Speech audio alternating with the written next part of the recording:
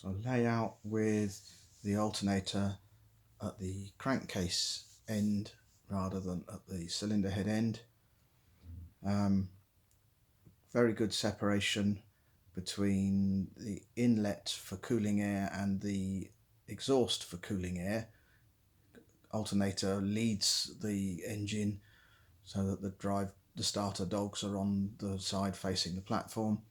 So the alternator draws in air at the front of the locomotive through its cooling fan, long duct to get that cooling air back to the cylinder head, but from the cylinder head then you just blow that exhaust air out downwards, that hot air out down. The exhaust pipe would come down from the cylinder head as before, but the MIG gas canister fits underneath the drive pulley on the engine crank, on the engine crankcase, and under the drive belt. And my thought was to use one or two of those empty MIG canisters as exhaust tanks, exhaust chambers. So one of them fits under there beautifully if the alternator is at that point. Short length of duct or short length of pipe from the exhaust port on the cylinder down to the MIG tank, MIG canister.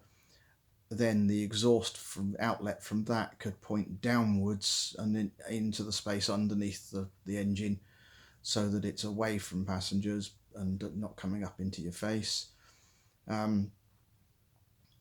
Carburetor would go above the crankcase and just reverse that inlet length of ducting.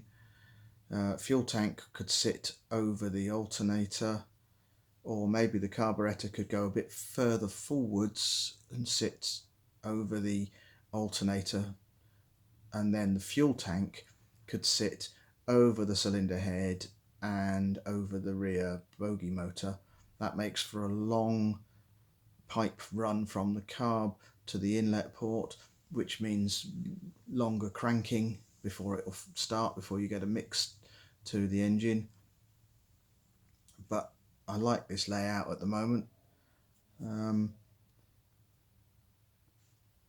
Yeah, don't think there's room to lower the alternator any further, but there is room above it for the carb. If you lower it, then the belt starts to interfere.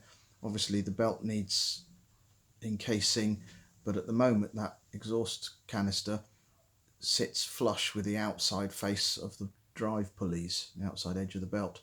So the whole thing could sit inside the casing of the locomotive. Quite nicely and tightly packaged.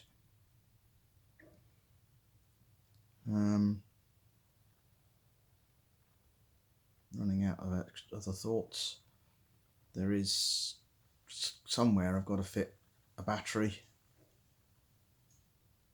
but again that could sit over the alternator next to the carb if the carb went over the leading edge of the crankcase, and then the fuel tank would have to sit over the rear bogie up in an elevated cab look-alike section, but the fuel tank in it.